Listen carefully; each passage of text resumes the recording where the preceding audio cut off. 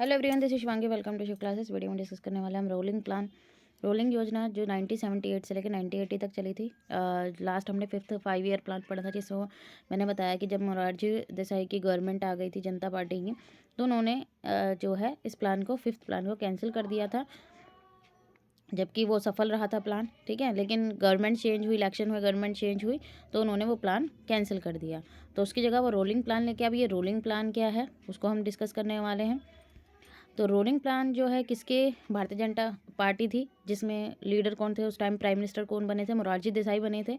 1978 में पावर में गवर्नमेंट आ गई थी भारतीय जनता पार्टी की। ठीक है, कांग्रेस की चली गई थी, और इन्होंने क्या करा था, जो 5th इकोनॉमिक प्लान था हमारा, 5th 5 ईयर प्लान था, उसको रिजेक्ट कर दिया था। तो मोरारजी देसाई ने जनरेट करा रोलिंग प्लान। ठीक है, as a 6th economic plan. ठीक है, उन्होंने बोला जो ये रोलिंग प्लान है वो क्या है, 6th इकोनॉमिक प्लान, बल्कि ये कैंसिल हुआ रोलिंग प्लान को। फिर दोबारा से किसकी पार्टी आई, इन्होंने रिज़ाइन दे दिया। ठीक है, थोड़े टाइम के लिए चौधरी चरण सिंह जो है प्राइम मिनिस्टर बने, फिर इलेक्शन हुए, फिर से दोबारा से इंदिरा गांधी जो थी प्राइम मिनिस्टर बन गई थी इंडिया की, फिर से दोबारा जो है कांग्रेस की सरकार आ गई थी। तो उन्होंने, जब मोरारजी देसाई की सरकार आई, तो मोरारजी देसाई ने क्या करा कि जो रोलिंग प्लान था उसको बोला कि 6th इकोनॉमिक प्लान है, 6th 5 ईयर प्लान है। ठीक है, और इंट्रोड्यूस करे जो प्लान थे, जो गोल थे इस प्लान के। ठीक है, विद बेटर एनुअल रेवेन्यू। ठीक है, जो बेहतर वार्षिक राजस्व के साथ इनको पेश किया कि एनुअली चलेंगे। ठीक है, और इनमें जो है अगर कुछ हमें मॉडिफाई करना है, ठीक है, मॉडिफिकेशन करनी है प्लान में, अगर हम कुछ चेंज करना है तो चेंज कर सकते हैं प्लान को 1 साल बाद।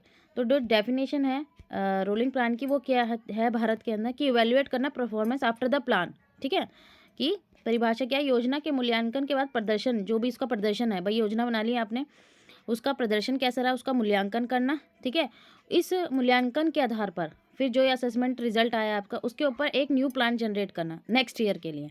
ठीक है, 5 ईयर प्लान में क्या था, 5 ईयर के लिए बन गया, आपको 5 साल में वो टारगेट है जो पूरा करना है। लेकिन रोलिंग प्लान में क्या था, आपने प्लान जो है उसकी परफॉर्मेंस देखी 1 साल में, और फिर उसके बेस पे जो जो भी रिजल्ट आया उसके लिए, फिर उसके जो रिजल्ट आया उसके लिए एक न्यू प्लान बनाया। ठीक है, नेक्स्ट ईयर के लिए। तो यहाँ पे जो टारगेट्स है, thus the together targets and allocation are alter during the rolling plan. जो टारगेट्स हैं और जो एलोकेशन है, भाई जो आपके टारगेट्स रहे रोलिंग प्लान जो भी आपने 1 साल का रखा, ठीक है, उसके जो टारगेट्स थे और जो एलोकेशन हो रहा था, भाई जो रिसोर्सेज का बंटवारा हो रहा था, आवंटन होता था, उसको आप अल्टर कर सकते हैं रोलिंग प्लान के दौरान में।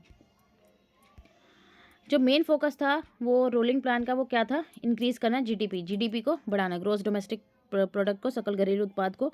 सकल घरेलू उत्पाद क्या होता है हमारा, 1 साल के अंदर कितनी वस्तु और सेवाओं का उत्पादन हुआ है, कितने गुड्स और सर्विसेज का प्रोडक्शन हुआ है विद इन अ ईयर।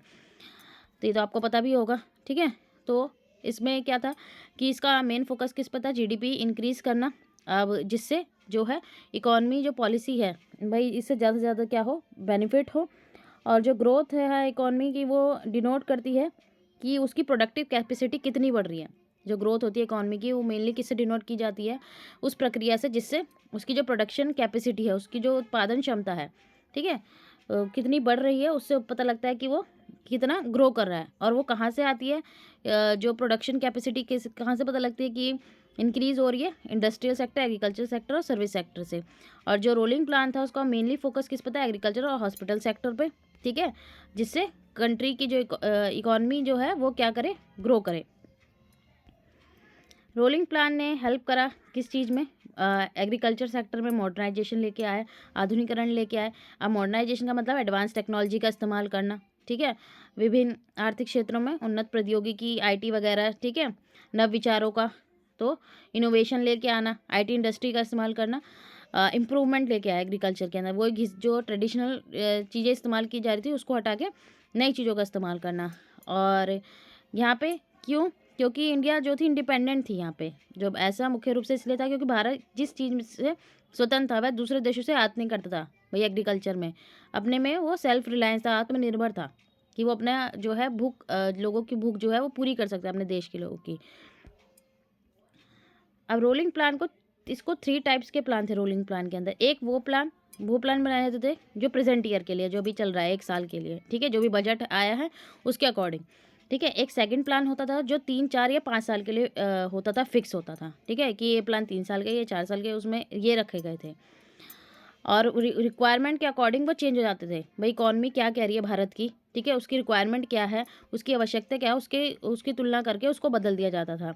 और लास्ट प्लान जो था रोलिंग प्लान के अंदर, वो था फ्यूचर पर्सपेक्टिव के लिए, ये 10, 15 या 20 साल के लिए होता था, ठीक है। जबकि ये ज़्यादा चले नहीं, क्योंकि फिर जो थी जनता पार्टी की सरकार जो है चली गई थी, फिर से इलेक्शन हुए थे, फिर से कौन सी आ गई थी, कांग्रेस सरकार आ गई थी, फिर उन्होंने रोलिंग प्लान को हटा दिया, फिर 6 5 ईयर प्लान फिर से आया, ठीक है।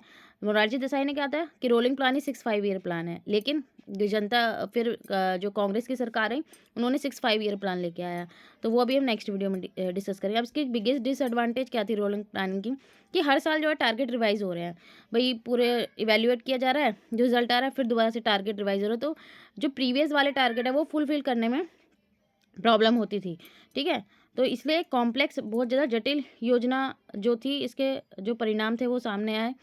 तो इसी वजह से फिर 6 5 ईयर प्लान आया। तो यहाँ पे ये टॉपिक खत्म होता है। आई होप आपको क्लियर हो गया होगा। अगर वीडियो अच्छी लगी तो like share and subscribe my channel. Thank you.